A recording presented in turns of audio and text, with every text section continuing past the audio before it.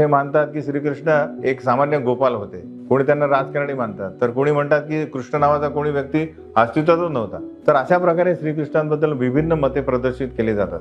जन्म कर्मजी मे दिव्यम एवं यो वेत्ती तत्वतः.